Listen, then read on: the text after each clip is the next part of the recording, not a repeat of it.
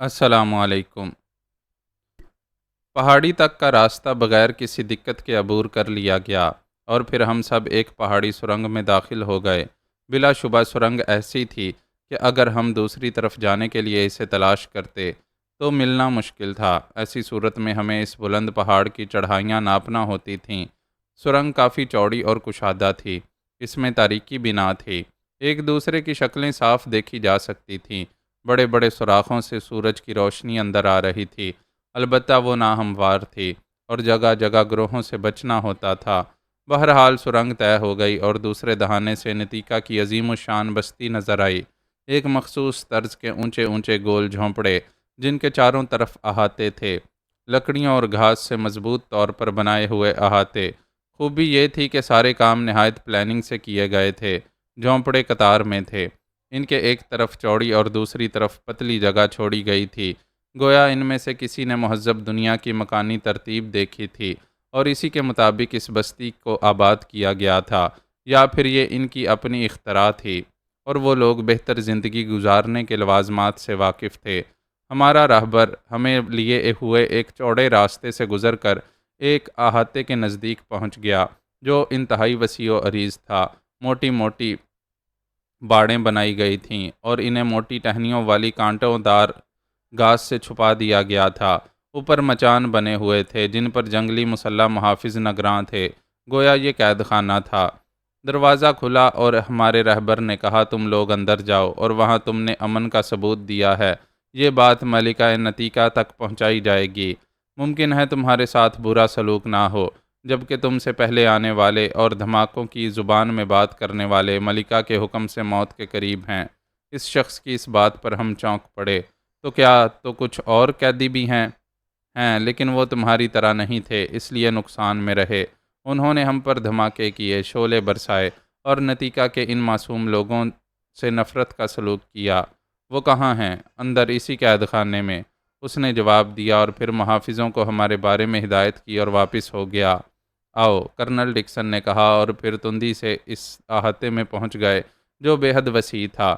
میرے اور colonel Dixon کے ذہن میں ایک ہی بات آئی تھی جسے کرنل ڈکسن نے کہہ دیا، سرفراز کہیں وہ وغیرہ نہ ہوں۔ میں نے کوئی جواب نہیں دیا اور ہم تیزی سے اندر داخل ہو گئے۔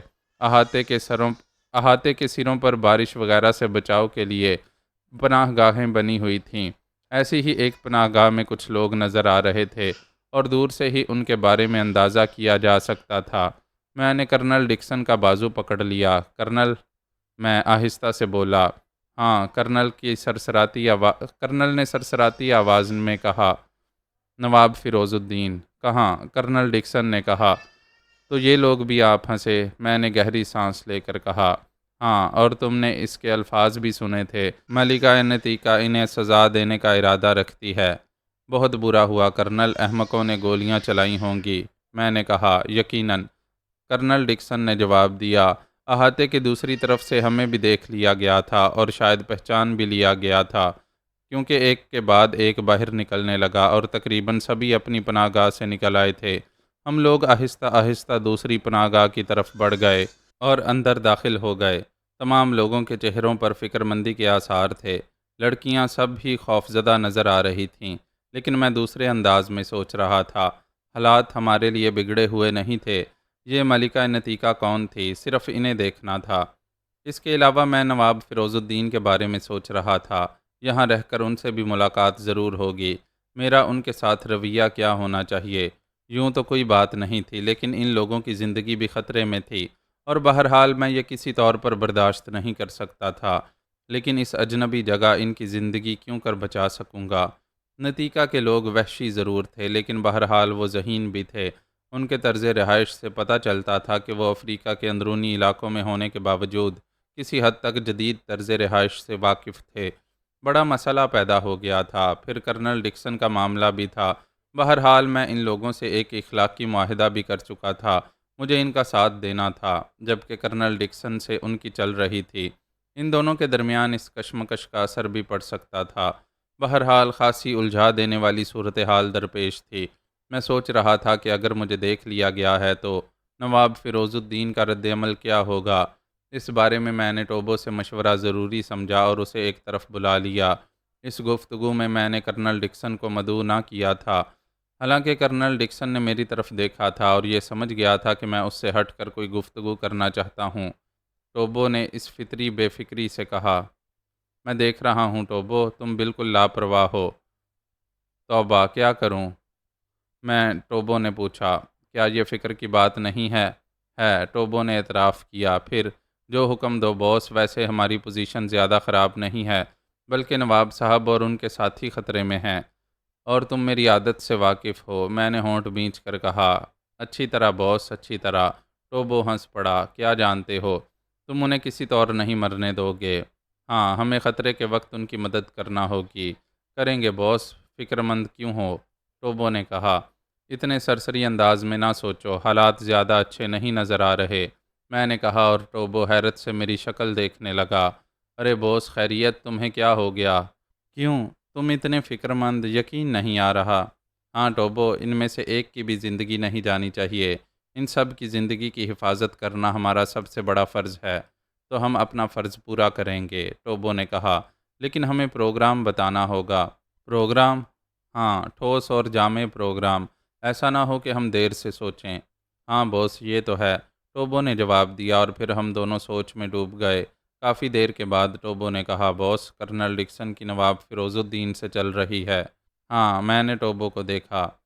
تب پھر کرنل ڈکسن تو اس پروگرام میں کوئی دلچسپی نہیں لے گا، یہ اس کی مرضی ہے، لیکن اگر کرنل ڈکسن اس وقت بھی خود غرضی سے کام لے گا تو یہ کوئی اچھی بات نہیں ہوگی۔ کچھ کہا نہیں جا سکتا، ٹوبو نے کہا، اور پھر خاموش ہو گیا۔ کرنل ڈکسن دور سے دیکھ رہا تھا اور بے چین تھا۔ میرے ذہن میں نواب فیروز الدین کا بھی خیال تھا۔ یہ اندازہ تو ہو چکا تھا کہ ان لوگوں نے بھی ہمیں دیکھ لیا ہے اور پہچان بھی گئے ہیں۔ سب لوگوں کے نکل آنے سے یہ اندازہ ہوتا تھا۔ اب دیکھنا یہ تھا کہ وہ لوگ خود بھی آتے ہیں یا نہیں۔ ڈینلا کے کہنے کے مطابق میری طرف تو ان کا ذہن صاف ہو چکا تھا، باقی رہ گئے تھے کرنل ڈکسن وغیرہ۔ تو ٹوبو اٹھ گیا۔ اس موضوع پر کرنل ڈکسن سے بھی گفتگو کرنا چاہتا تھا۔ یہ احساس ہوتے ہی کہ اب میں فری ہو چکا ہوں، کرنل ڈکسن میری طرف دوڑ آیا۔ اوہ، کوئی خاص مصروفیت تو نہیں ہے سرفراز؟ اس نے ہاتھ ملتے ہوئے کہا۔ نہیں کرنل، فرمائیے، اس نئی صورتحال کے بارے میں کیا خیال ہے سرفراز؟ کرنل نے کہا، خاصی الجھی ہوئی ہے۔ یہ لوگ تو خاصے ہوشیار معلوم ہوتے ہیں، انہیں رام کرنا سخت مشکل ہوگا۔ میرا بھی یہی اندازہ ہے۔ پھر اب دیکھیں گے کرنل کے کیا حالات ہوتے ہیں۔ اس کے علاوہ نواب پارٹی مجھ سے بھی زیادہ خطرے میں ہے۔ ان لوگوں نے شاید فائرنگ کی ہے، ممکن ہے کچھ وحشی مارے بھی گئے ہوں۔ ہاں ممکن ہے، لیکن یہ بہت خطرناک بات ہے سرفراز، کرنل ڈکسن تشویش سے بولا، اور مجھے اس کی بات سے بے حد خوشی ہوئی۔ بہرحال کرنل ڈکسن انسانیت سے عاری شخص نہیں تھا۔ ہاں خطرناک تو ہے، میں نے سرسری انداز میں کہا۔ پھر ممکن ہے ہم سے پہلے ان لوگوں پر کوئی مصیبت آ جائے۔ نواب صاحب نے اس بارے میں سوچا ہی ہوگا، اور اگر نہ سوچا ہو تو تب پھر ہم کیا کر سکتے ہیں کرنل؟ وہ تو ٹھیک ہے سرفراز، لیکن بہرحال نواب فیروز الدین کو اس سلسلہ میں باخبر تو ہونا ہی ہے۔ ہم ممکن ہے اسے اتنے خطرناک حالات کا احساس نہ ہو۔ ان سے کون بات کرے گا کرنل؟ میں کروں گا بھائی، وہ میرا دشمن بن گیا ہے، میں تو نہیں، اس کی زندگی خطرے میں ہے، اور وہ بہرحال میرا دوست رہ چکا ہے، میں اپنی انا توڑ دوں گا۔ ونڈرفل کرنل، بہرحال آپ ایک نفیس انسان ہیں۔ بالکل ٹھیک ہے، ہم خود بھی نواب فیروز الدین سے گفتگو کریں گے۔ نواب صاحب خطرے میں نہ ہوتے تو ہم ایسی کوشش نہ کرتے۔ تب پھر کب گفتگو کرو گے؟ تھوڑی دیر رک جائیں، یہاں کے حالات کا جائزہ لے لیں، اس کے بعد نواب صاحب کے پاس جائیں گے۔ ممکن ہے اس وقت کوئی روک ٹوک کی جائے۔ ٹھیک ہے، لیکن دیر کرنا مناسب نہیں ہوگا۔ حالات کا جائزہ لیے بغیر کوئی کوشش کرنا بھی ٹھیک نہیں ہوگا کرنل، میں نے کہا، اور کرنل نے مجھ سے اتفاق کیا۔ ہم انتظار کرتے رہے اور وقت گزرتا گیا۔ بہرحال ان لوگوں کے کسی قدر مہذب ہونے کے ثبوت ملے، جس میں سب سے بڑا ثبوت یہ تھا کہ انہوں نے وقت پر ہمیں عمدہ کھانا مہیا کیا، اور ہم سے ہماری دوسری ضرورتوں کے بارے میں بھی پوچھا گیا۔ چوڑے چہرے والے شخص نے ہمارے ساتھ عمدہ سلوک کیا تھا، لیکن ٹوبو نہ جانے کیوں باہر چلا گیا تھا، اچانک واپس آیا اور اس نے ایک تشویشناک اطلاع دی۔ باس، ایک بری اطلاع لایا ہوں۔ کیا؟ میں نے چونک کر پوچھا۔ ان سب کو کسی دوسری جگہ منتقل کر دیا گیا ہے۔ کب؟ میں اچھل پڑا۔ ابھی؟ احاطے کا دوسرا دروازہ یہی ہے۔ میں نے کچھ گڑبڑ محسوس کی۔ غالباً وہ لوگ جانا نہیں چاہتے تھے۔ اوہ آؤ، میں نے کہا اور ٹوبو کے ساتھ باہر نکل آیا۔ باہر نکل کر میں نے احاطے کے دوسرے حصے کی طرف دیکھا۔ صاف احساس ہوتا تھا کہ وہ حصہ سنسان ہے۔ میں پریشانی سے اس طرف دیکھتا رہ گیا۔ پھر میں نے بھاری آواز میں کہا، ٹوبو، ہمیں معلوم کرنا ہوگا۔ میں بھی یہی سوچ رہا ہوں۔ کیا تم ان میں سے کسی کو دوست نہیں بنا سکتے؟ ابھی تک کوشش نہیں کی بوس، لیکن میرا خیال ہے کہ یہ لوگ محتاط ہیں۔ کوئی ترکیب کرو، میں نے پرخیال انداز میں کہا۔ وہ توانا شخص اس احاطے کا منتظم معلوم ہوتا ہے۔ ظاہر ہے چالاک بھی بہت ہے، مشکل سے پھنسے گا۔ ٹوبو نے کہا۔ نظر آ جائے تو میرے پاس لے آؤ، میں نے کہا اور ٹوبو نے گردن ہلا دی۔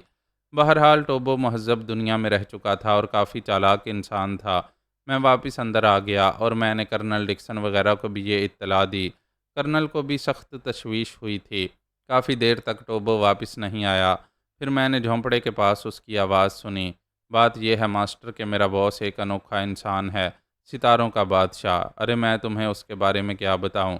ایسی انوکھی قوتوں کا مالک ہے کہ وہ بس دیکھتے رہو۔ کیا وہ میرے بارے میں بھی بتا سکتا ہے؟ ایک کرخت آواز نے پوچھا اور سب نے پہچان لیا۔ منتظم ہی کی آواز تھی۔ اس کا مطلب تھا کہ ٹوبو نے اسے گانٹھ لیا تھا۔ بتانا کیا معنی رکھتا ہے؟ اس کے قبضہ قدرت میں نہ جانے کیا کیا ہے۔ تم یقین کرو اس نے خود ہی گرفتار ہونا پسند کیا ہے، ورنہ تمہارے لیے بڑی مشکلات پیش آتیں۔ اوہو، کیوں؟ بس یہ نہ پوچھو۔ کسی طرح اس سے دوستی کر لو، اس کے بعد اس کے کھیل دیکھو۔ تم اس سے میری دوستی کرا دو، بھاری آواز والے نے کہا۔ واقعی کیا تم دل سے چاہتے ہو؟ ہاں، تم نے اس کی جتنی تعریفیں کی ہیں اس سے تو میرے دل میں یہ خواہش پیدا ہو گئی ہے۔ تم تو افریقہ کے ہی باشندے ہو، لیکن وہ اجنبی ہو کر ہماری زبان کس عمدگی سے بول لیتا ہے۔ اس کی بات نہ کرو، وہ تو دیوتا ہے، نہ جانے کس کس کی زبان بول لیتا ہے۔ میں نے اسے جنگلی جانوروں سے گفتگو کرتے دیکھا ہے۔ حیرت ہے، تو تم مجھے اس سے کب ملا رہے ہو؟ ابھی اسی وقت۔ میں نے کہا نا کہ وہ اچھا انسان ہے، اور پھر تمہاری تو وہ تعریف بھی کر رہا تھا۔ اچھا، کیا کہہ رہا تھا؟ کہہ رہا تھا کہ نہایت اچھا انسان ہے۔ مجھے اس کی پیشانی کی چمک کچھ اور بتا رہی ہے۔ کیا بتا رہی ہے؟ یہ تو اس نے مجھے نہیں بتایا۔ اوہ، تم اس سے معلوم کرو، بھاری آواز والے نے اشتیاق بھرے لہجے میں کہا۔ تم رکو، میں اسے یہاں بلا کر لاتا ہوں، پھر تم خود ہی معلوم کرنا۔ ٹھیک ہے، ٹوبو نے کہا اور میں نے ایک گہری سانس لی۔ ان باتوں میں ٹوبو اپنا ثانی نہیں رکھتا تھا۔ کرنل، جو مجھے اچانک خاموش دیکھ کر سنجیدہ ہو گیا تھا، بولا، کیا بات ہے سرفراز؟ کوئی خاص بات نہیں کرنل، تم باہر کس کی گفتگو سن کر خاموش ہو گئے ہو؟ ہاں، ٹوبو کس سے باتیں کر رہا ہے؟ تم نے ان کی زبان بھی سیکھ لی، کرنل ڈکسن نے تعریفی لہجے میں کہا۔ میں اس سے قبل کہ میں اسے کوئی جواب دیتا، ٹوبو اندر داخل ہو گیا۔ باس، کیا تم چند منٹ کے لیے باہر آؤ گے؟ میں ابھی حاضر ہوا کرنل، میں نے کرنل سے کہا، اور کرنل نے گردن ہلا دی۔ میں ٹوبو کے ساتھ باہر نکل آیا۔ ٹوبو نے کہنا چاہا، لیکن میں نے ہاتھ اٹھا دیا۔ ٹھیک ہے ٹوبو، میں نے تمہاری اور اس کی گفتگو سن لی ہے۔ ویری گڈ، میری ترکیب کامیاب رہی، ٹوبو نے کہا، اور ہم دونوں قوی ہیکل شخص کے پاس پہنچ گئے۔ یہ سماترا ہے، شیروں کا شیر سماترا، اور سماترا، یہ میرا پراسرار باس۔ سماترا جھک رہا تھا، وہ مروب نظر آ رہا تھا۔ میں نے اس کی چمکدار پیشانی کے بارے میں بتایا تھا۔ میں نے کہا، سماترا تم سے ملاقات کا خواہش مند ہے باس۔ کیا چاہتا ہے؟ میں نے پوچھا۔ بس صرف ملاقات، اور اپنی خوش بختی کا حال بھی جاننا چاہتا ہے۔ کیوں؟ ٹھیک ہے ٹوبو، میں اس چمکدار پیشانی والے سے گفتگو کروں گا، تو اندر جا، میں نے ٹوبو سے کہا، اور ٹوبو گردن ہلا کر اندر چلا گیا۔ تب میں نے مسکراتے ہوئے اس کی طرف دیکھا۔ جیالے باپ کے نامور بیٹے، کیا جہاں والے تیری حیثیت سے بے خبر ہیں؟ کیا چمکدار پیشانیوں کی شناخت یہاں کسی کو نہیں ہے؟ کیا مطلب؟ وہ احمقانہ انداز میں بولا۔ کیا وہ نہیں جان سکتے کہ کس عروج و اقبال کو انہوں نے نظر انداز کر دیا ہے؟ لیکن اس سے فرق بھی کیا پڑتا ہے؟ لوگ تجھے نہ پہچانیں، لیکن اسے پہچانتے ہیں۔ میں نہیں سمجھا اجنبی، مجھے سمجھاؤ، کیا کہنا چاہتے ہو؟ اس کے لہجے میں بے حد اشتیاق چھپا ہوا تھا، اور آنکھوں کی چمک بڑھ گئی تھی۔ تب آؤ دوست، اس پتھر تک چلیں، ہم وہاں بیٹھ کر گفتگو کریں گے۔ اور ہاں، کیا تو دوستی کی گفتگو کو پسند کرتا ہے؟ میں نے پوچھا۔ کیوں نہیں؟ تو دوسروں سے الگ ہے، تو نہ صرف امن پسند ہے بلکہ ہماری زبان میں بھی گفتگو کرتا ہے۔ مجھے تو تیری یہ بات بڑی عجیب لگ رہی ہے۔ وہ بھی رنگ و نسل میں ہم سے جدا تھی مگر ہماری رہبر بنی، اور تو بھی انوکھا ہے۔ وہ پرخیال انداز میں بولا۔ کون، کس کی بات کر رہا ہے؟ میں نے پوچھا۔ ہم دونوں پتھر کی طرف بڑھ رہے تھے اور پھر دونوں ہی بیٹھ گئے۔ تجھے کوئی ضروری کام تو نہیں ہے؟ میں نے پوچھا۔ اس کی بات میرے ذہن میں چبھ رہی تھی، لیکن میرے ذہن میں تو بے شمار باتیں چبھ رہی تھیں، کوئی ایک چبھن تو نہیں تھی۔ پہلے میں اس کو پوری طرح قبضے میں کرنے کی ترکیب کرنا چاہتا تھا، اس کے بعد تو بہت کہانیاں خود بخود شروع ہو جاتیں۔ اس کے سوا کچھ نہیں کہ تیری اور تیرے ساتھیوں کی خدمت اور نگرانی کروں۔ خوب، نزدیک رہ کر یہ کام بخوبی ہو سکتا ہے۔ میں اور دوستانہ انداز میں گفتگو کرتے ہوئے بھی وہ مسکرایا۔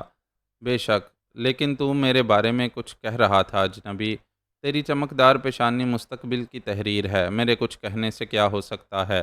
بالکل اس کی مانند جیسے وہ لکڑی کا ستون اب سے چند ساعت کے بعد اپنی جگہ چھوڑ دے گا۔ لیکن یہ ستاروں کا کہنا ہے، اس طرح ستارے تیرے بارے میں بھی بہت کچھ کہتے ہیں۔ کون سا ستون؟ اس نے حیرت سے پوچھا۔ وہ جس پر وہ موٹی لکڑی کی چھت رکی ہوئی ہے۔ کیا اس چھت کے نیچے کوئی نہیں ہے؟ نہیں، اس کے رہنے والے جا چکے ہیں۔ اس نے جواب دیا۔ تیرا نام سماترا ہے نا؟ ہیں، وہ ستون کی طرف دیکھتے ہوئے بولا۔ اور تردیپ کیا بستی کا شیر نہیں تھا؟ کیا وہ بستی کا سب سے بہادر انسان نہیں تھا؟ میں نے اس کی جسارت کو سامنے رکھ کر اندھیرے میں تیر پھینکا۔ ہاں، مگر تو اسے کیسے جانتا ہے؟ میں نہیں جانتا، ستارے جانتے ہیں۔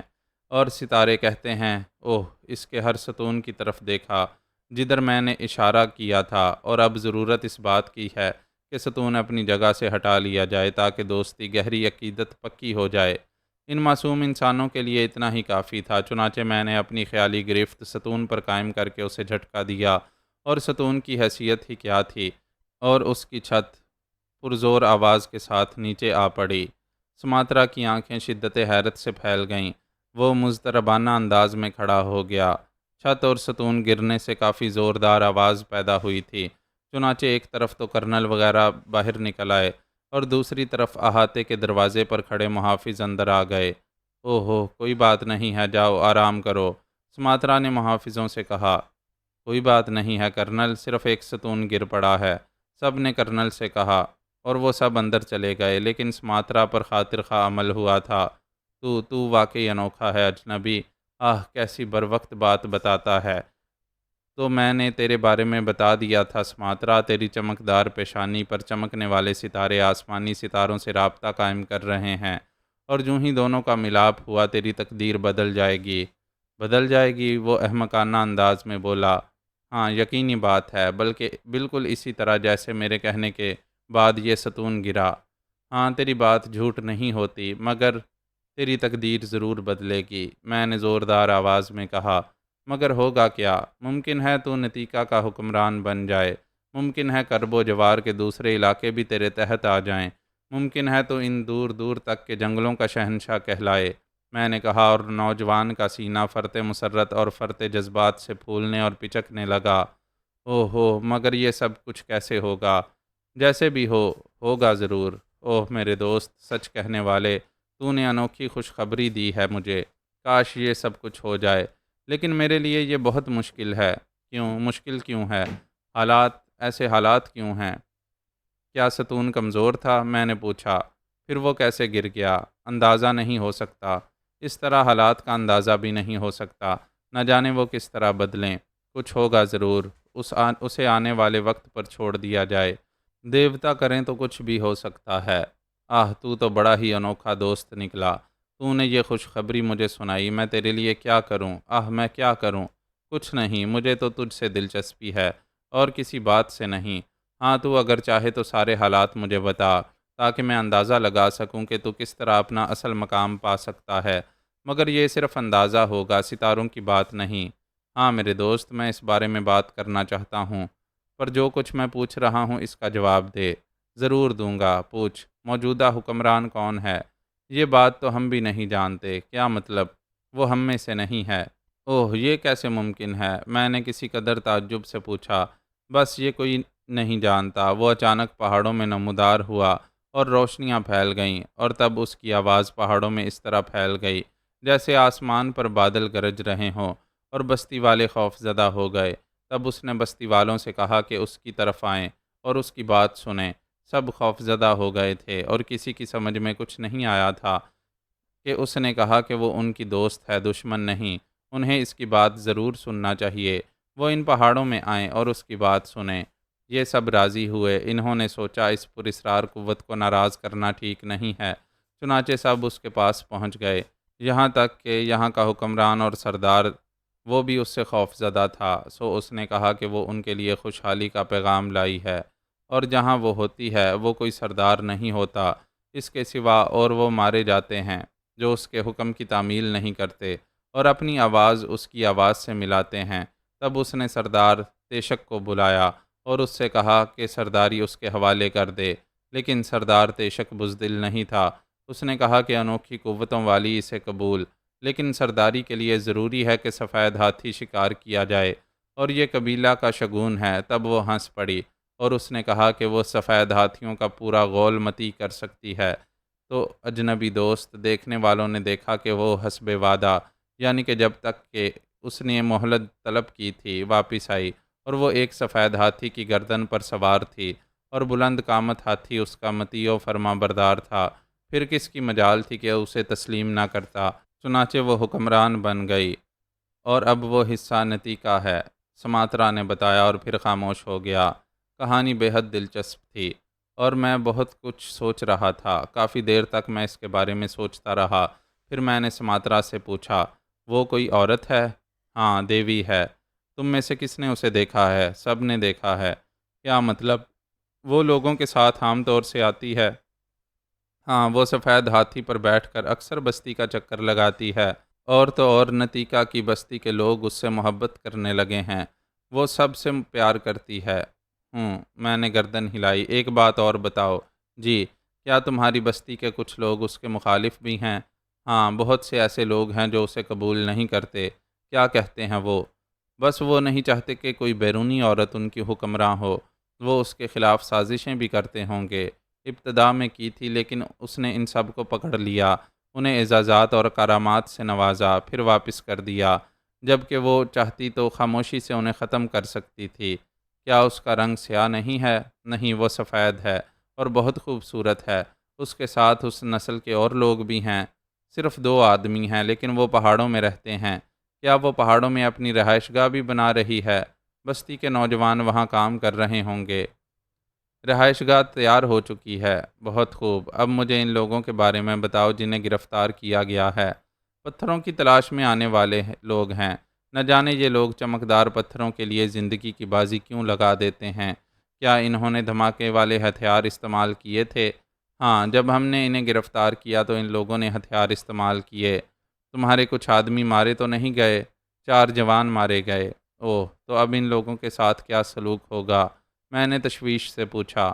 کل سفید ہاتھی انہیں ہلاک کر دے گا۔ ہاں، تو کیا تم انہیں اس لیے قید کر کے لے گئے ہو؟ ہاں، سماترا نے جواب دیا۔ او سماترا، انہیں معاف نہیں کیا جا سکتا۔ ملکہ ان کی موت کا حکم صادر کر چکی ہے۔ کیا اس سے قبل بھی اس نے کسی کو سزا دی ہے؟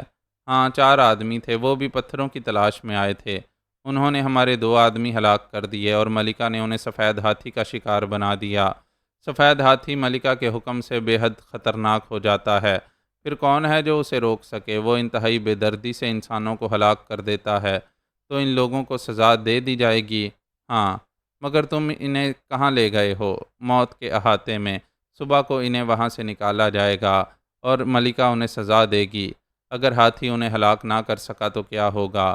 او نہیں، سفید پہاڑ موت کا پہاڑ ہے، اس سے بچنا ناممکن ہے، اور اگر کوئی اس ہاتھی کو، سفید پہاڑ کو شکست دے دے تو ایسی باتیں نہ کرو۔ سفید ہاتھی کا شکاری سردار بنتا ہے، اور پھر دیوی سے ہاتھی کو شکار کرنا آسان بات نہیں ہے۔ اگر کوئی سفید ہاتھی کو شکار کر لے تو پھر کوئی انسان اسے کبھی نہیں قتل کرے گا، کیونکہ پوری بستی اس کی موت سے نحوست کا شکار ہو جائے گی۔ یہ ہمارا صدیوں کا عقیدہ ہے۔ ہاں، وہ اپنی موت مر جائے تو کوئی حرج نہیں ہے۔ سماترا میرے دوست، تم میرا ایک کام کر سکتے ہو؟ کیا؟ کہو۔ میں ان لوگوں کی موت کا منظر دیکھنا چاہتا ہوں۔ تمہیں تو دکھایا جائے گا، یہ تو اصول ہے، ہر فرد ان کی موت کا منظر دیکھے گا۔ اوہ بہرحال مجھے ضرور دکھانا، وعدہ کرو۔ میں وعدہ کرتا ہوں، سماترا نے کہا۔ سرفراز، یہ تو ملکہ کا حکم بھی ہے کہ ان قیدیوں کو بھی دوسرے قیدیوں کی موت کا منظر دکھایا جائے، سماترا نے کہا، اور تھوڑی دیر کے بعد وہ رخصت ہو گیا اور میں اندر آ گیا۔ یہاں کرنل ڈکسن اور دوسرے لوگ میرا بے چینی سے انتظار کر رہے تھے۔ کیا گفتگو ہو رہی تھی اس سے؟ کرنل نے پوچھا۔ میں نے اسے جال میں پھانس لیا ہے کرنل، میں اندازہ لگا چکا تھا، مگر بہت ہی منحوس خبریں ہیں۔ کیا؟ ان لوگوں کی زندگی کل صبح ختم کر دی جائے گی۔ ارے! کرنل اچھل پڑا، اس کے چہرے پر عجیب سی جذباتی کیفیت پیدا ہو گئی تھی، اور پھر وہ سرسراتی آواز میں بولا، کیا مطلب؟ سرفراز، مجھے اجازت دو، میں یہ نہیں ہونے دوں گا، یا پھر کم از کم میں بھی ان کے ساتھ شامل ہو جاؤں گا۔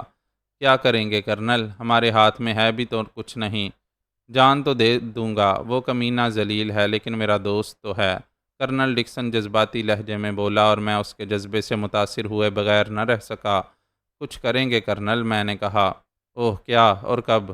کرنل نے پوچھا۔ کل اس وقت جب انہیں ہلاک کیا جائے گا، میں نے جواب دیا، اور میرے ذہن میں پھریری دوڑ گئی۔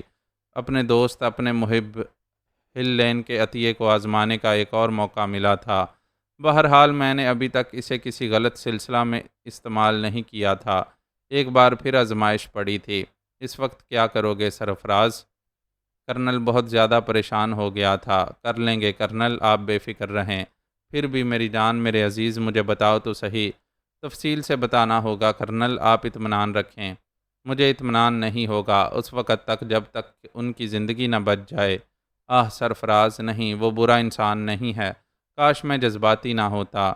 ملکہ نتیکہ ایک سفید فام عورت ہے، میں نے کہا، اور کرنل ڈکسن میری طرف متوجہ ہو گیا۔ تب میں نے اسے سماترا سے حاصل کی ہوئی پوری تفصیل بتائی۔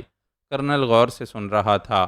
پوری کہانی ختم ہونے کے بعد اس نے کہا، لیکن اب تم کیا کرو گے؟ میں اس ہاتھی کو ہلاک کر دوں گا۔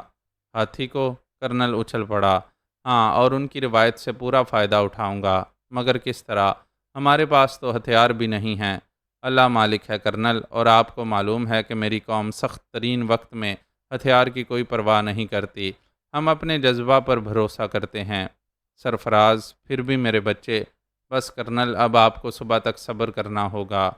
بس میری سمجھ میں نہیں آتا، کوئی ٹھوس بات سوچو۔ براہ کرم کرنل، کل صبح تک صبر کریں، میں نے کہا۔ میں کرنل کی اس کیفیت سے بہت متاثر ہوں۔ وہ بیچارہ رات بھر پریشان رہا تھا، پوری رات اس نے کروٹیں بدلتے گزاری تھی۔ میں بھی نہیں سو سکا تھا، اور تعجب کی بات یہ تھی کہ اس رات ٹوبو بھی جاگتا رہا تھا، خلاف معمول، جب کہ یہ شخص کسی حالت میں بھی نیند خراب کرنے کا عادی نہیں تھا۔ بہرحال میں نے اسے نہیں ٹوکا۔ لڑکیاں نارمل تھیں، انہیں صورتحال سے باخبر نہیں کیا گیا تھا۔ بالآخر صبح ہو گئی۔ کرنل ڈکسن تو روشنی کی پہلی کرن کے ساتھ ہی اٹھ گیا تھا۔ میں بھی جاگ گیا، اور تھوڑی دیر کے بعد باقی سب لوگ بھی، اور بہتر ہی ہوا، کیونکہ سورج اچھی طرح ابھرا بھی نہیں تھا کہ ہمارا بلاوا آ گیا۔ ہمارا منتظم سماترا ہی تھا، لیکن اس کے ساتھ اور بھی بہت سے لوگ تھے۔ تب ایک بوڑھے نے آگے بڑھ کر مقامی زبان میں کہا، دنیا چھوڑ کر ہماری پرسکون زندگی میں مداخلت کرنے والو، ہم تمہاری آمد پسند نہیں کرتے۔ تم ظالم، مکار اور فریبی ہوتے ہو۔ تمہاری نگاہوں میں ہماری زندگیاں کوئی حیثیت نہیں رکھتیں۔ ہمیں کمزور جانوروں کی طرح قتل کر دیتے ہو۔ اس کے باوجود ہم انسان دشمن نہیں ہیں۔ ہم اس پر بھی تمہاری نسل کے ان لوگوں کو نقصان نہیں پہنچاتے جو ہمیں نقصان نہیں پہنچاتے۔ تم سے پہلے والوں نے ہماری زندگی کی کوئی قیمت نہیں سمجھی تھی جس کی انہیں سزا دی جا رہی ہے۔ انہوں نے ہمارے 4 ساتھیوں کو دھماکوں کے ذریعے موت دی ہے، تو دیکھو سفید ہاتھی ان کی موت لا رہا ہے۔ ہاں چلو تم بھی دیکھ لو، تاکہ اس وقت تک کبھی ظلم کے بارے میں تم بھی نہ سوچو جب تک ہمارے درمیان ہو، اور خاموشی سے یہ وقت گزارو۔ بوڑھا خاموش ہو گیا۔ کیا کہہ رہا ہے یہ؟ کرنل ڈکسن نے رازدارانہ انداز میں پوچھا، اور میں نے کرنل ڈکسن کو بوڑھے افریقی کی پوری بات بتا دی۔ کرنل نے پرخیال انداز میں گردن ہلائی، اور پھر ہم ان کے ساتھ چلنے کے لیے تیار ہو گئے۔ سماترا ہمارا رہبر تھا، نیزہ بردار وحشی پیچھے پیچھے چل رہے تھے، اور میرے ذہن میں سناٹے ابھر رہے تھے۔ خاصا طویل فاصلہ طے کرنا پڑا، اور ہم بستی کے عقبی حصے میں پہنچ گئے۔ یہاں ایک بہت بڑا اسٹیڈیم بنا ہوا تھا۔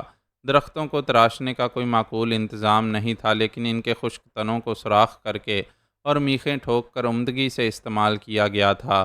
اسٹیڈیم کے درمیان میں بے حد کشادہ جگہ تھی۔ جڑے ہوئے تنوں کی اونچی دیواروں کے بعد 3 گیلریاں موجود تھیں، جو اتنی کشادہ تھیں کہ پوری بستی کے لوگ ان میں سما سکتے تھے۔ نواب فیروز الدین اور ان کے تمام ساتھی کھڑے ہوئے تھے۔ ان کے ہاتھ پشت پر باندھ دیے گئے تھے اور ان کے چہرے بالکل سفید نظر آ رہے تھے۔ کوثر کی صورت دیکھ کر میرے دل کو ایک دھچکا سا لگا۔ وہ خوف زدہ تھی اور خشک ہونٹوں پر زبان پھیر پھیر کر چاروں طرف دیکھ رہی تھی۔ میرے رونگٹے کھڑے ہو گئے، ایک عجیب سا جوش سینے میں پیدا ہو گیا۔ ٹوبو نے میری اس کیفیت کو محسوس کر لیا تھا۔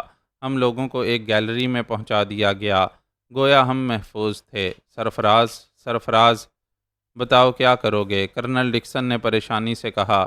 چند منٹ صبر کریں کرنل، میں خودکشی کر لوں گا سرفراز۔ نہیں کرنل، براہ کرم خاموش رہو، میں نے سرد لہجے میں کہا۔ گیلریاں بھرتی جا رہی تھیں، موت کا تماشا دیکھنے والے جمع ہو گئے تھے۔ تب اسٹیڈیم کے عظیم الشان دروازے سے سفید پہاڑ اندر داخل ہوا۔ اس کی گردن پر سرخ لباس میں ملبوس ایک شعلہ دہک رہا تھا۔ دودھ جیسا رنگ، چمکدار چہرہ، سیاہ بال اور روشن آنکھیں، سڈول بدن، اس کا لباس نہایت خوبصورت تھا۔ میں بھونچکا رہ گیا۔ مجھے اندازہ نہ تھا کہ جس عورت کا ذکر سماترا نے کیا ہے وہ ایک نوجوان لڑکی ہوگی۔ تو یہ ہے نتیکا کی ملکہ، میں نے دل میں سوچا، اور اس کے ساتھ ہی میں نے اس خونخوار ہاتھی کو دیکھا۔ بلا شبہ انتہائی بلند قامت اور خونخوار ہاتھی تھا۔ اس قسم کے ہاتھی نظر نہیں آتے، لیکن جس نے اسے کنٹرول کیا تھا وہ بھی اپنے آپ میں یکتا تھی۔ ہاتھی نے پورے اسٹیڈیم کا ایک چکر لگایا اور وحشی ملکہ کے نام کے نعرے لگانے لگے۔ اس سے اندازہ ہوتا تھا کہ وہ یہاں کافی مقبول ہے۔ پھر ہاتھی اسٹیڈیم کے درمیان کھڑا ہو گیا اور ملکہ نے پہلے افریقی زبان میں بتایا کہ بستی میں آنے والوں کو اس کی سزا دی جانے والی تھی۔ بس یہاں سے میرا کام شروع ہوتا تھا۔ میں گیلری سے نیچے کود آیا اور ہاتھی کے سامنے آ کر کھڑا ہو گیا۔ نتیکا کی ملکہ، طاقتور اور عظیم، میں تیری خدمت میں درخواست پیش کرنا چاہتا ہوں، میں نے کہا، اور وہ گہری نگاہوں سے مجھے دیکھنے لگی۔ کئی منٹ تک کچھ نہ بولی اور پھر جیسے چونک پڑی۔ تو ان میں سے ہے جو عدم تشدد والے ہیں اور جنہوں نے خاموشی سے خود کو ہمارے حوالے کر دیا تھا۔ ہاں، میں انہی میں سے ہوں۔ تب تو نے موت کی اس وادی میں کود کر حماقت کا ثبوت دیا ہے۔ یہاں صرف مرنے والوں کو موجود ہونا چاہیے۔ میں تیرے سامنے آیا ہوں ملکہ، مجھے تجھ سے کام ہے۔ کیا تو ان لوگوں کی بھی حفاظت نہیں کر سکتی جو تیرے سامنے ہوں؟ ٹھیک ہے، یہ تجھے کچھ نہ کہے گا، مگر تو نے کچھ کہنے کے لیے غلط وقت کا انتخاب کیا ہے۔ اگر تو میری بات سنے تو میری آمد کو غلط نہ کہے گی۔ کیا کہنا چاہتا ہے؟ میں ان لوگوں کے لیے معافی کا طلبگار ہوں۔ نہیں، یہ ممکن نہیں ہے، ملکہ نے بے رحمی سے کہا۔ میں تجھ سے درخواست کرتا ہوں ملکہ، انہیں معاف کر دے۔ افسوس، میں تیری درخواست قبول نہیں کر سکتی، کیونکہ انہوں نے بستی کے 4 معصوم نوجوانوں کو ہلاک کر دیا ہے۔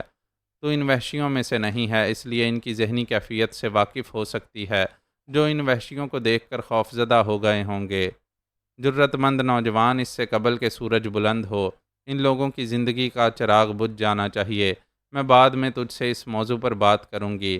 نہیں ملکہ، اگر یہ بات ہے تو پھر میری موت بھی ان لوگوں کے ساتھ آئے گی۔ ٹھیک ہے، تو کوشش کر، میں تجھے تیرے قدم سے باز رکھوں گا۔ یہ گستاخی ہے، اور تو دیکھ رہا ہے کہ ان میں سے نہ ہونے کے باوجود یہ لوگ کس طرح میری عزت کرتے ہیں۔ میری بات مان لے، اس کے علاوہ میں اور کچھ نہ سنوں گا، میں نے کہا۔ تب تو اپنی موت کا تو خود ہی ذمہ دار ہے، ملکہ عشرت سے بولی، اور اس نے ہاتھی کو ایک طرف موڑ دیا۔ ایک مخصوص جگہ پہنچ کر ہاتھی نے اسے سونڈ میں لپیٹا اور نہایت احتیاط سے ایک نشست پر بٹھا دیا۔ ملکہ نے میری درخواست رد کر دی تھی، اور اب میں اپنے جارحانہ اقدام کے لیے آزاد تھا۔ نواب فیروز الدین اور دوسرے لوگ میری گفتگو سن رہے تھے، لیکن ان کی زبانیں گنگ تھیں۔ میں آہستہ آہستہ ان کے سامنے جا کھڑا ہوا، لیکن اس طرح کہ میری پشت ان کی جانب تھی اور چہرہ سامنے کی طرف۔ سرفراز، عقب سے نواب فیروز الدین کی بھرائی ہوئی آواز سنائی دی۔ سرفراز بیٹے، للہ، ہمارے لیے جان نہ دو، تمہیں خدائے قدوس کی قسم، آخری بار شرمندہ نہ کرو، موت کے وقت ذلیل نہ کرو، تمہاری زندگی بچ سکتی ہے۔ للہ، پیچھے ہٹ جاؤ، للہ۔ ان کی آواز بھرا گئی اور وہ بچوں کی طرح رونے لگے، لیکن میں نے پلٹ کر نہیں دیکھا تھا۔ وحشیوں کی سفید ملکہ ہاتھی کو احکامات دے رہی تھی۔ نہ جانے اس کمبخت نے کس طرح اس سفید درندے کو قابو میں کیا تھا۔ ہاتھی آہستہ آہستہ آگے بڑھ رہا تھا اور دور بیٹھی ہوئی ملکہ اسے ہدایات دے رہی تھی۔ پھر ہاتھی نے سونڈ اٹھا لی اور اس کی چھوٹی چھوٹی آنکھوں سے خون ٹپکنے لگا۔ تب میں نے ہاتھ اٹھایا اور ہاتھی کی سونڈ کو اپنی خیالی گرفت میں لے لیا۔ ہاتھی کی جسمانی پوزیشن تبدیل ہوتی تھی، اسے اس گرفت کا احساس ہو گیا تھا۔ تب میں نے سوچا کہ ہاتھی کو دور نہیں رہنا چاہیے، ورنہ دوسرے لوگ میری طرف سے مشکوک ہو جائیں گے۔ میں قریب سے بھی وہی عمل کر سکتا ہوں جو یہاں کھڑے ہو کر۔ چنانچہ لوگوں کو صرف یہی حیرت رہے گی کہ ایک نہتے انسان نے ایک دیو پیک کر جانور کو زیر کر لیا۔ کم از کم وہ مجھے مافوق الفطرت قوتوں کا مالک تو نہ سمجھیں گے۔ ہاتھی جس انداز میں رک گیا تھا، اس سے احساس ہوتا تھا کہ وہ کافی بے چین ہے اور آگے بڑھنے کی قوت نہیں پا رہا۔ گویا یہ کیفیت میرے لیے اطمینان بخش تھی۔ چنانچہ میں نے اس پر سے اپنی گرفت ہلکی کر دی اور ہاتھی ایک خوفناک چنگاڑ کے ساتھ ہماری طرف لپکا۔ اس نے وحشیانہ انداز میں ہمیں روندنے کی کوشش کی، لیکن میں نے اس کی پیشانی پر اپنا خیالی پنجہ گاڑ دیا اور اس پر قوت آزمائی کرنے لگا۔ ہاتھی کئی قدم پیچھے ہٹ گیا۔ اس نے جھلائے ہوئے انداز میں سونڈ جھکائی اور یہ موقع زیریں تھا۔ میں نے ان کی سونڈ دونوں ہاتھوں میں گرفت میں لی۔ بظاہر یہ عام ہاتھ تھے، لیکن ان کی اندرونی قوت کسی کو معلوم نہیں تھی۔ بے شمار حیرت زدہ اور خوف زدہ چیخیں ابھریں۔ خوف زدہ چیخیں میرے ساتھیوں کی تھیں اور حیرت زدہ چیخیں ان وحشیوں کی جو موت کا تماشا دیکھنے آئے تھے۔ نواب فیروز الدین اور ان کے ساتھی دہشت سے سمٹ گئے تھے۔ میرے دل میں مسرت کی لہریں امڑ رہی تھیں، کیونکہ ہاتھی میری گرفت میں کافی بے بس نظر آ رہا تھا۔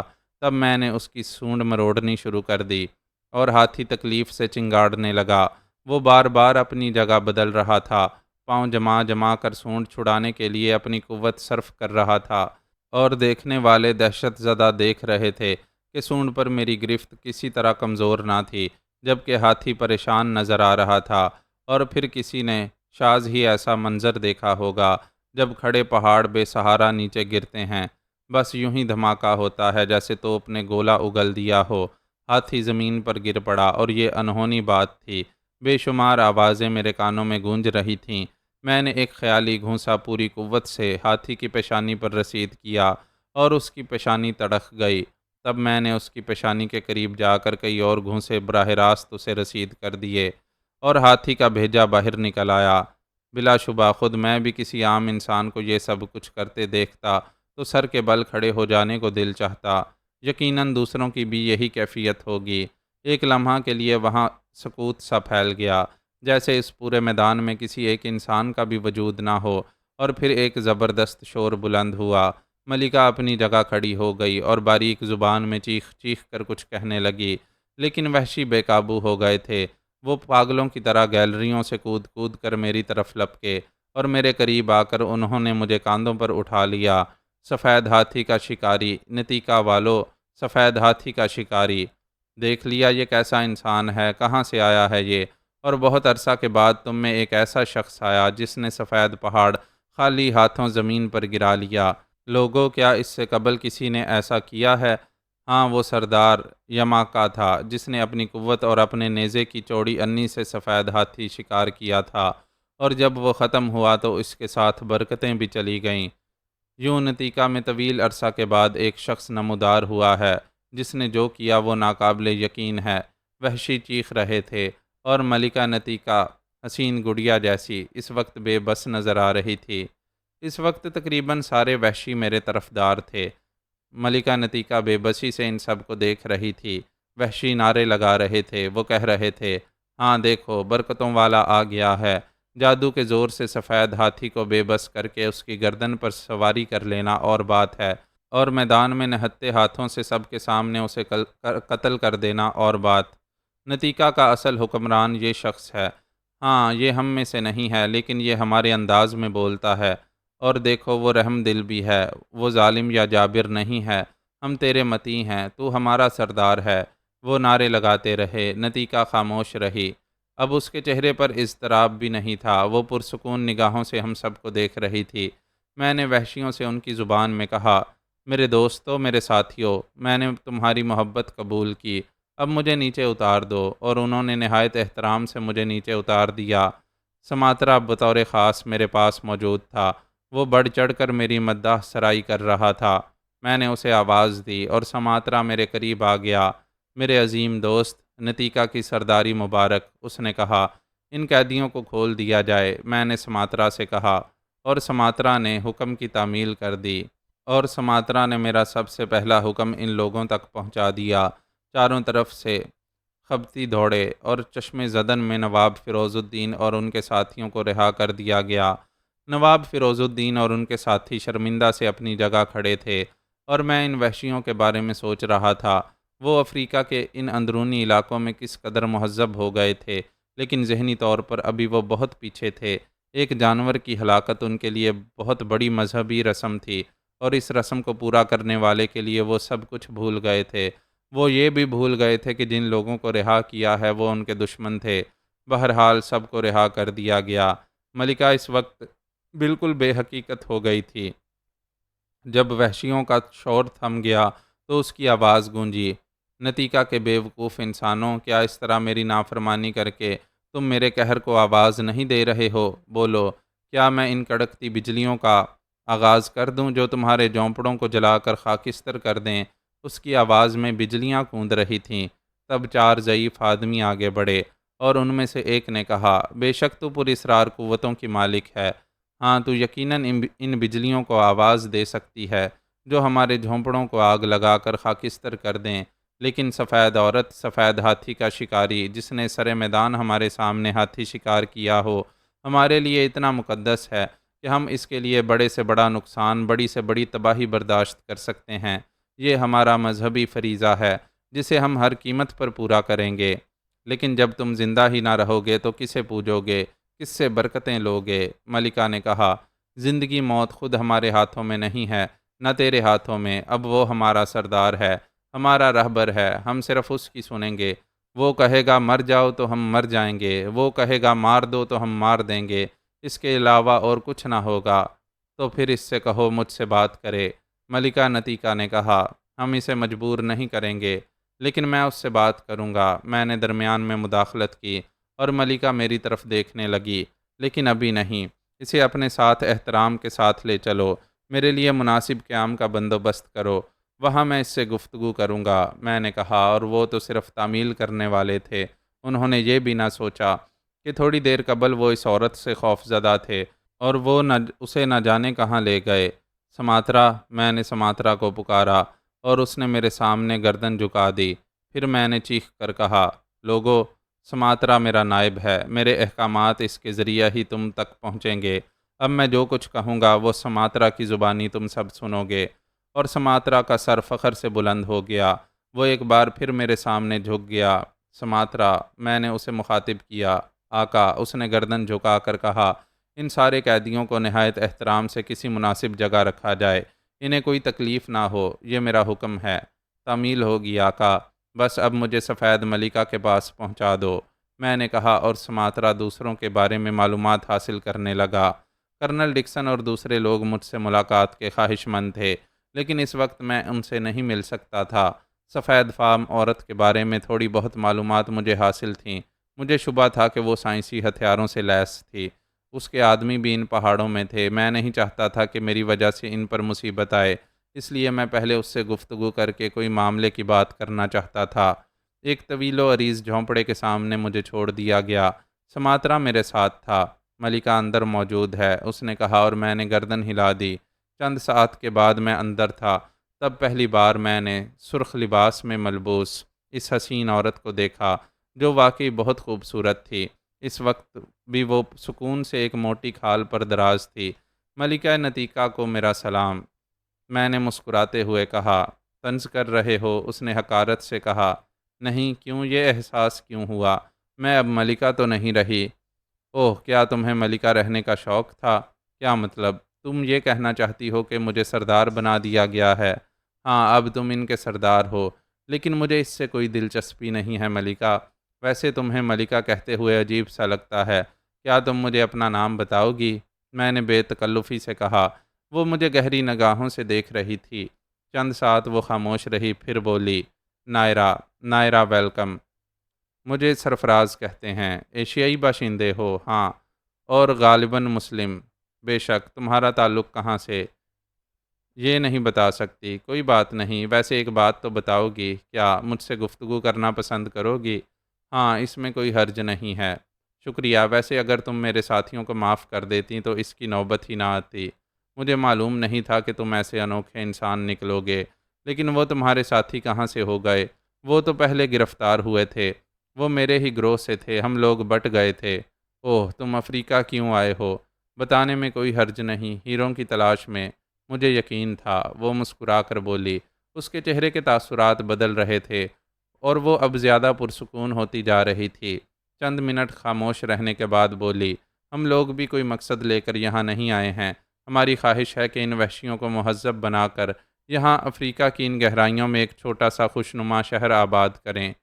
خوب، میں نے بھی مسکراتے ہوئے کہا، ایک ایسا مثالی شہر جسے خوابوں کی جنت کہا جا سکے، اور جب مہم جو یہاں پہنچے تو حیران رہ جائیں۔ اس نے پرخیال انداز میں کہا، عمدہ خیال ہے، ایک بات بتاؤ۔ وہ پھر بولی، ضرور، پوچھو۔ ہاتھی کس طرح مر گیا؟ کیا مطلب؟ کیا میں اسے صرف انسانی قوت کا کرشمہ سمجھوں؟ اس میں کچھ اعتراض ہے؟ 100%۔ یہ کیسے ممکن ہے؟ ایشیا کے بارے میں زیادہ نہیں جانتی شاید۔ کیا مطلب؟ افریقہ صحرائے اعظم جس طرح قدرت کے بے شمار راز ہائے خود میں سمیٹے ہوئے ہے، سرزمین ایشیا بھی پراسرار علوم کی زمین ہے۔ اوہ اوہ، تو کیا؟ نائرہ نے پرجوش انداز میں پوچھا۔ اس سے زیادہ میں کچھ نہیں بتا سکوں گا۔ خدا کی پناہ، ہاں، میں نے ایشیا کے جادو کے بارے میں بہت کچھ سنا ہے، لیکن اس کا مطلب ہے کہ تم بے حد خطرناک آدمی ہو۔ خوبصورت عورتوں کے لیے نہیں، میں نے مسکراتے ہوئے کہا۔ تم نے مجھے کئی بار خوبصورت کہا ہے، اس کے لیے شکریہ۔ وہ مسکرا کر بولی، حالانکہ اس کی ضرورت نہیں۔ عورتوں کے رسیا معلوم ہوتے ہو، صرف اس حد تک کہ انہیں حسین کہہ دوں، اگر وہ ہوں۔ اس کے بعد صفر۔ میں نے برجستہ جواب دیا۔ صفر؟ بالکل صفر۔ یہ کیسے ممکن ہے؟ جس طرح بھی ممکن ہو، تم خود بھی تو کافی خوبصورت ہو، ظاہر ہے لڑکیاں تمہارے معاملے میں صفر نہ ہوں گی۔ ابھی تک اس کا کوئی خاص تجربہ نہیں۔ بہرحال میرا خیال ہے ہم فی الحال غلط موضوع پر آ گئے ہیں۔ میں بھی یہی محسوس کر رہا ہوں۔ اب تمہارا کیا پروگرام ہے؟ بدستور میں نے جواب دیا، بہرحال میں بہت سوچ سمجھ کر گفتگو کرنا چاہتا تھا۔ ایک بات تو یقینی تھی کہ نائرہ یہاں نہتی نہ ہوگی۔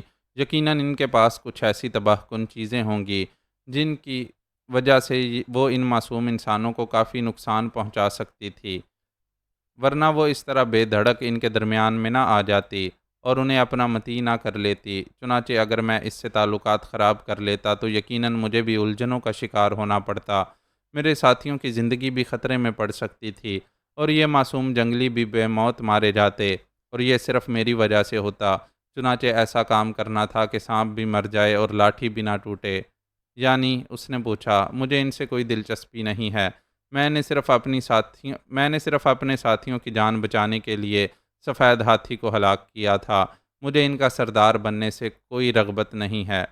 تب تو ہمارے اور تمہارے درمیان سمجھوتا بھی ہو سکتا ہے۔ سمجھوتا؟ ہاں، کس سلسلہ میں؟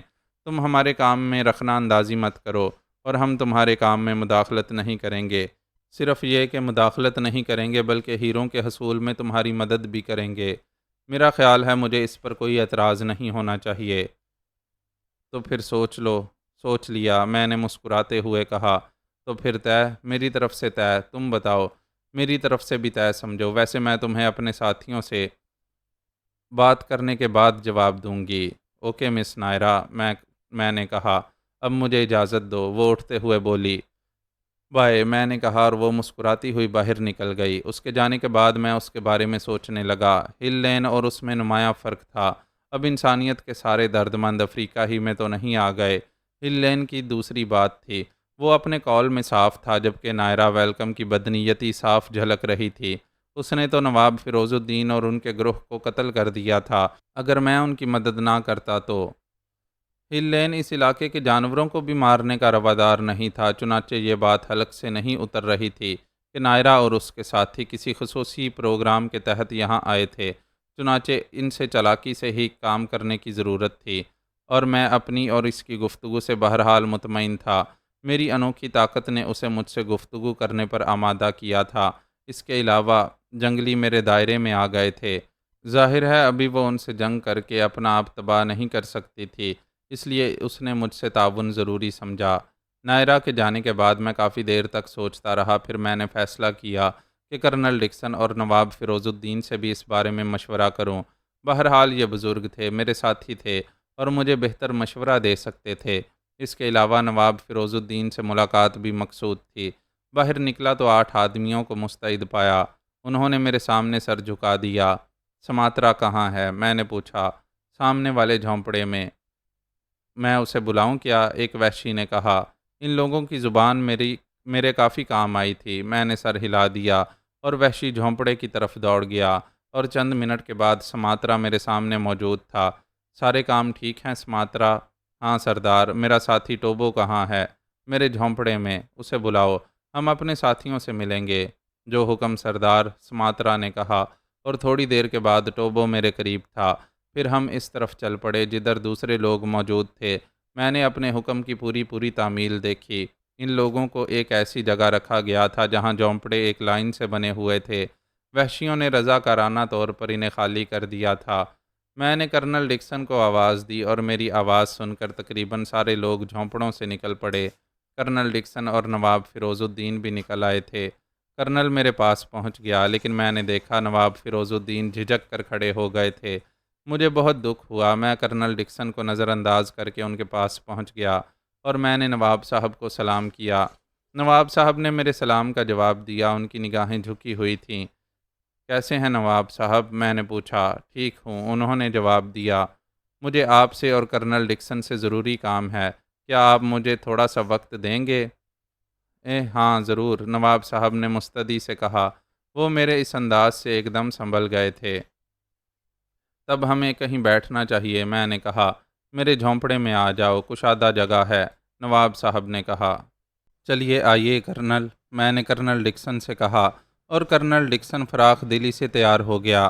دوسرے لوگ منتظر کھڑے تھے۔ میں آگے بڑھا تو کرنل ڈکسن نے کہا، سرفراز ان سب سے نہیں ملو گے؟ یہ تم سے ملنا چاہتے ہیں؟ ضرور کرنل، کیوں نہیں، ایسی کیا بات ہے؟ میں نے کہا، اور نواب صاحب کے گروہ کے لوگ شرمندہ سے میرے پاس آ گئے۔ میں نے خلوص دل سے ان سب سے مصافحہ کیا۔ سب کی زبانیں گنگ تھیں اور کوثر بھی کھڑی ہوئی تھی۔ میری نگاہ اس پر پڑی تو وہ ایک دم واپس مڑ گئی۔ وہ آگے بڑھ گئی تھی۔ دوسرے لوگ اس کی طرف متوجہ نہیں تھے، نہ ہی بعد میں کسی نے توجہ کی۔ میں نے دل میں سوچا کہ وہ کتے کی دم ہے جو کبھی سیدھی نہیں ہو سکتی۔ پھر نواب صاحب اور میں کرنل ڈکسن کے ساتھ جھونپڑے میں آ گئے۔ نواب صاحب کی تو کیفیت ہی بدل گئی تھی، بڑے ہی محجوب سے نظر آ رہے تھے۔ بہرحال ہم لوگ بیٹھ گئے۔ صورتحال کچھ عجیب سی ہے نواب صاحب، میں نے بغیر کسی تمہید کے کہا۔ یہ عورت جسے ہم ملکہ نتیکہ کے نام سے جانتے ہیں بے حد خطرناک ہے، ہمیں احساس ہے، نواب صاحب بولے۔ اس کا نام نائرہ ہے، اپنے ملک کے بارے میں اس نے کچھ نہیں بتایا۔ کرنل نے کہا، وہ یہاں تنہا بھی نہیں ہے۔ نہیں کہا جا سکتا اس کے کتنے آدمی یہاں ہوں، صحیح اندازہ ان جنگلیوں کو بھی نہیں ہوگا، میرا خیال ہے نہیں۔ اچھا تمہاری اس سے بات ہوئی؟ کرنل نے پوچھا۔ ہاں تفصیلی۔ کیا کہتی ہے؟ بظاہر اس نے کہا ہے کہ وہ اپنے ماحول سے تنگ آ کر یہاں آئی ہے۔ وہ کہتی ہے کہ یہاں وہ ایک خوبصورت شہر آباد کرے گی اور وحشیوں کو مہذب بنائے گی۔ اوہ بہت خوب، کرنل ڈکسن نے مسکراتے ہوئے کہا۔ کیا آپ کے خیال میں اس نے درست کہا ہے نواب صاحب؟ میں کیا کہہ سکتا ہوں، اس کی فطرت میں فقیری نہیں ہے۔ اس نے فوراً آپ لوگوں کے خلاف انتقامی کارروائی کی، اور مجھے یقین ہے کہ ہمارے ساتھ بھی اچھا سلوک نہ ہوتا۔ ہاں یہ تو ہے، اس سے ظاہر ہوتا ہے کہ بہرحال اس کے دل میں انسانیت کا اتنا درد نہیں ہے۔ بے شک، لیکن سرفراز اب تو وہ بے بس ہو چکی ہے۔ وہ کیسے کرنل؟ میں نے مسکراتے ہوئے پوچھا۔ اب تو ان وحشیوں نے تمہیں سردار بنا لیا ہے۔ اوہ کرنل، آپ کا کیا خیال ہے؟ کیا میں نے اس بستی کا سردار بننے کے لیے یہاں تک کا سفر کیا ہے؟ نہیں، لیکن میرا مطلب ہے، میں اس کی بات کر رہا ہوں۔ کیا وہ ان وحشیوں میں اتنی ہی بے بس ہوگی کہ ان کا کچھ بھی نہ بگاڑ سکے؟ کیا مطلب؟ مطلب یہ کہ سفید ہاتھی کا شکار ان کی مذہبی رسم ہے۔ سفید ہاتھی اس کے ہاتھوں میں بے بس تھا، وہ چاہتی تو خود بھی اسے ہلاک کر سکتی تھی۔ ہاں یہ بھی ٹھیک ہے، وحشی مجھ سے متاثر ہو گئے تھے، ٹھیک ہے ان سب کو کنٹرول کرنا مشکل ہے، لیکن نائرہ ویلکم نے اس بستی میں قدم رکھا ہوگا تو یہ سوچ کر ہی رکھا ہوگا کہ یہاں اس کی مخالفت بھی ہو سکتی ہے۔ تمہارا مطلب ہے کہ یہ وحشی اس کے خلاف بھی ہو سکتے ہیں؟ ہاں یقیناً اس نے سوچا ہوگا، ایسی شکل میں کیا اس نے ان کے لیے بندوبست نہ کیا ہوگا؟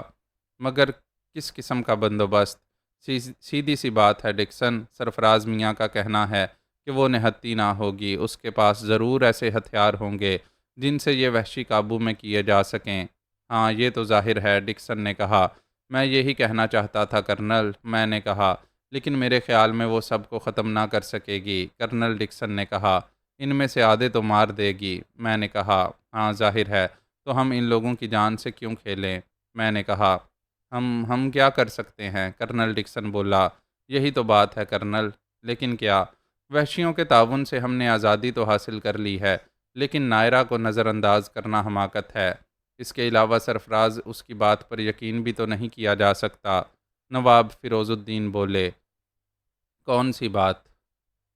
یہی کہ وہ صرف انہیں آباد کرنے آئی ہے۔ قطع نہیں کیا جا سکتا، ممکن ہے وہ کوئی سائنسی تجربہ کر رہی ہو، یقیناً تب وہ سائنسی ہتھیاروں سے لیس بھی ہو سکتی ہے۔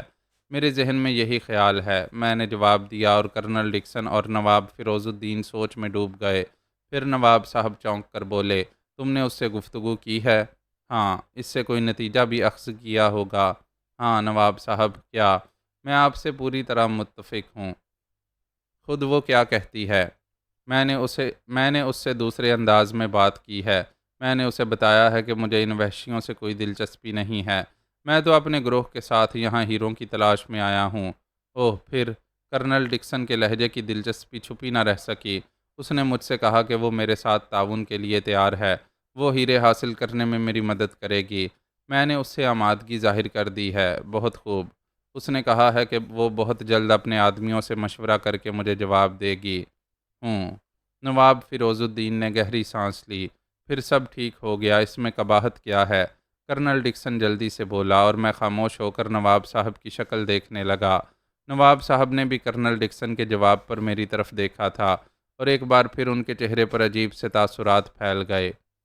مجھ سے جواب دلوانا چاہتے ہو سرفراز؟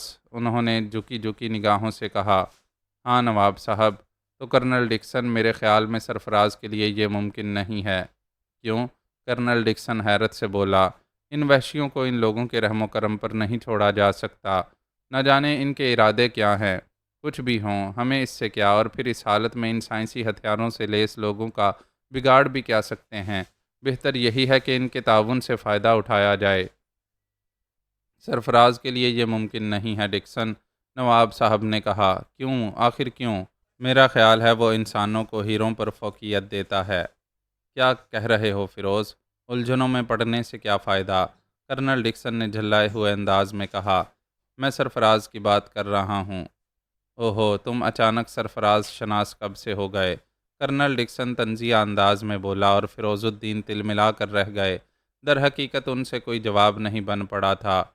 وہ سرفراز شناس ہیں کرنل ڈکسن، ان کا خیال درست ہے۔ میں نے کہا۔ وہ دوسری بات ہے، لیکن براہ کرم کرنل ڈکسن، آپ جانتے ہیں کہ میں نواب فیروز الدین کا ایک ادنیٰ ملازم ہوں۔ میں اپنے مالک کے لیے کوئی ایسا لہجہ برداشت نہیں کر سکتا، اور اگر ان کے اور میرے درمیان کوئی معاملہ ہے تو اس کا تعلق ہماری ذات سے ہے۔ اوہ، کرنل ڈکسن نے گردن ہلائی۔ تمہارے اندر نمایاں تبدیلی ہوئی ہے سرفراز۔ کیا مطلب؟ میں نے کسی قدر خشک لہجے میں کہا۔ سوری، میرا خیال ہے میں ہی غلطی پر ہوں، کرنل ڈکسن نے گردن ہلاتے ہوئے کہا، اور پھر اس کا لہجہ کسی قدر اداس ہو گیا۔ بہرحال آپ ایک دوسرے سے زیادہ قریب ہیں۔ قریب آپ بھی ہیں کرنل، لیکن بس سوچنے کے انداز میں تھوڑا سا فرق ہے، میں نے کہا۔ میں اب کسی معاملے میں دخل نہیں دوں گا سرفراز، بہرحال تم نے ہم پر بھی احسان کیے ہیں، کرنل ڈکسن نے کہا، اور نواب فیروز الدین نے دوسری طرف چہرہ کر لیا۔ پھر اب کیا پروگرام ہے کرنل؟ میں نے پوچھا۔ خود تمہارا کیا ارادہ ہے؟ کرنل ڈکسن نے پوچھا۔ میں بھی ابھی کوئی فیصلہ نہیں کر سکا ہوں، لیکن سوچ رہا ہوں کہ فی الحال اس سے تعاون کیا جائے، اس کے ساتھ ساتھ اس کی قوت کا اندازہ بھی لگایا جائے، وہ کیا حیثیت رکھتی ہے۔ مناسب خیال ہے، اگر ہم اس پر قابو پا سکے تب تب اسے پیشکش کریں گے کہ وہ یہ علاقہ چھوڑ دے، اور اگر وہ تیار نہ ہوئی تب پھر دیکھا جائے گا، نواب صاحب نے جواب دیا۔ لیکن اس سے پہلے اس کا اصل مقصد تو معلوم کرنا ہوگا نواب صاحب، میں نے کہا۔ ہاں یہ تو ہے، چنانچہ اس وقت تک ہم کسی تبصرے سے گریز کریں گے، اور اگر در حقیقت اس نے جو کچھ کہا ہے اس کا مقصد یہی ہے اور یہ بات ثابت ہو گئی تو پھر تو پھر کرنل ڈکسن کی آنکھیں پھر چمکنے لگیں۔ پھر ہمیں اس سے کوئی بغض نہ ہوگا، میں نے کہا، اور ہم اس کی بات مان لیں گے، یقیناً۔ اوکے اوکے، کرنل ڈکسن مطمئن انداز میں بولا، لیکن میری آنکھوں میں تشویش کی لہریں دوڑنے لگی تھیں۔ کرنل ڈکسن پھر بچہ بن گیا تھا، ہیروں کے قریب پہنچ کر اس کی عقل پھر سلب ہوتی جا رہی تھی۔ وہ کچھ عرصہ قبل کے بھیانک واقعات بھول چکا تھا، اس لیے میرے لیے باعث تشویش ہو گیا تھا۔ وہ حماقت میں کوئی ایسا قدم بھی اٹھا سکتا تھا جو ہم سب کے لیے نقصان دہ ہو، اور غالباً اس وقت نواب صاحب کو بھی اس کے لہجے میں چھپی دلچسپی کا احساس ہو گیا تھا، لیکن وہ خاموش رہے۔ اچھا بھائی، اب مجھے اجازت، بالآخر کرنل ڈکسن نے کہا۔ اوکے کرنل، میں نے جواب دیا اور خود بھی اٹھتے ہوئے نواب صاحب سے اجازت مانگی۔ نواب صاحب کے چہرے پر عجیب سے آثار پھیل گئے تھے۔ وہ سرفراز، اگر مناسب سمجھو تو چند منٹ مجھے دو، میں تم سے کچھ باتیں کرنا چاہتا ہوں، انہوں نے جھجکتے ہوئے کہا۔ ابھی چند منٹ میں حاضر ہوا، میں نے کہا۔ ہاں ہاں ضرور، نواب صاحب جلدی سے بولے۔ کرنل ڈکسن تیزی سے اپنے خیمے کی طرف چلا جا رہا تھا۔ میں نے ٹوبو کی تلاش میں نگاہیں دوڑائیں۔ وہ ایک سے معلوم کرنے کے بعد ٹوبو مل ہی گیا، اور میں اسے ایک طرف تنہائی میں لے گیا۔ جو کچھ کر رہا ہوں ٹوبو، تمہیں اس سے اختلاف تو نہیں؟ میں نے پوچھا۔ کون سی بات سے اختلاف ماسٹر؟ ٹوبو نے بدستور چہکتے ہوئے کہا۔ نتیکا کی تفریحات سے۔ تم یہاں کے سردار بن گئے، مجھے اختلاف ہوگا باس؟ میں جانتا ہوں نہیں، لیکن کچھ دوسرے مسائل بھی ہیں ٹوبو سے کہو، اپنے غلام سے کہو۔ اس عورت کے بارے میں تمہارا کیا خیال ہے؟ عورت ہمیشہ سے ناقابل اعتبار ہے اور ہمیشہ ناقابل اعتبار رہے گی، خواہ کوئی بھی ہو۔ میری مراد نتیکا کی ملکہ سے ہے۔ وہ بھی عورت ہے، اور شاید خطرناک بھی۔ ہر عورت مرد کے لیے خطرناک ہوتی ہے۔ ابے فلاسفر کے بچے، سنجیدگی سے نہیں سنے گا؟ میں جھلا کر بولا، اور ٹوبو جلدی سے سنبھل گیا اور مؤدب ہو کر بولا۔ سنجیدہ، بالکل سنجیدہ باس، حکم۔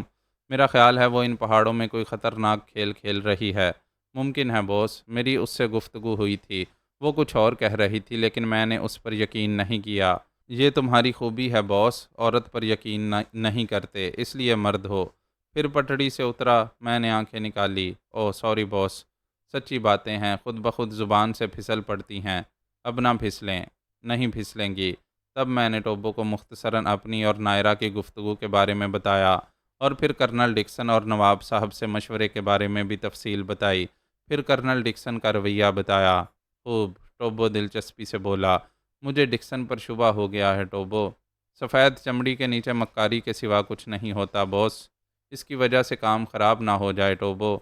100% امکان ہے، چنانچہ سماترا کو اس بات پر تیار کر لو کہ کرنل ڈکسن پہاڑوں کی طرف نہ جائے۔ تم اس بات کی نگرانی کرو گے۔ اس وقت وہ اپنے خیمے کی طرف گیا ہے۔ اس کی ایسی کی تیسی باس، میں نے اسی لیے تمہیں تکلیف دی ہے۔ بالکل ٹھیک، لیکن سماترا سے کہہ دو کہ یہ سردار کا حکم ہے۔ ہاں، اس میں کوئی حرج نہیں ہے۔ اوکے، تب مجھے اجازت دو۔ ظاہر ہے وہ جلدی کرے گا۔ اجازت، میں نے مسکرا کر کہا، اور ٹوبو بھی مسکراتا ہوا چلا گیا۔ بہرحال ٹوبو کی صلاحیتوں پر مجھے اعتبار تھا، وہ اب کرنل ڈکسن کو سنبھال لے گا۔ چنانچہ میں واپس نواب فیروز الدین کی طرف چل پڑا، اور تھوڑی دیر کے بعد ان کے جھونپڑے پر پہنچ گیا۔ نواب صاحب میرا انتظار کر رہے تھے۔ مجھے دیکھ کر وہ اٹھ کھڑے ہوئے۔ ان کے انداز میں پھر ایک عجیب سی کیفیت پیدا ہو گئی تھی۔ دفعتاً وہ آگے بڑھے، اور پھر انہوں نے بیٹھ کر میرے پاؤں پکڑ لیے۔ مجھے معاف کر دو سرفراز، مجھے۔ ارے نواب صاحب، میں جلدی سے پیچھے ہٹ گیا، اور میں نے انہیں اٹھایا۔ یہ آپ کیا کر رہے ہیں نواب صاحب؟ میرے دل میں آگ سلگ رہی ہے سرفراز، خدا کے لیے مجھے معاف کر دو۔ بزرگ بچوں کو اس طرح شرمندہ نہیں کرتے نواب صاحب، میں نے کہا۔ نہیں سرفراز، بس تم مجھے معاف کر دو۔ وہ بچوں کی طرح ضد کرنے لگے۔ معزز ناظرین و سامعین، لائک، کمنٹس اور شیئر ضرور کریں، شکریہ۔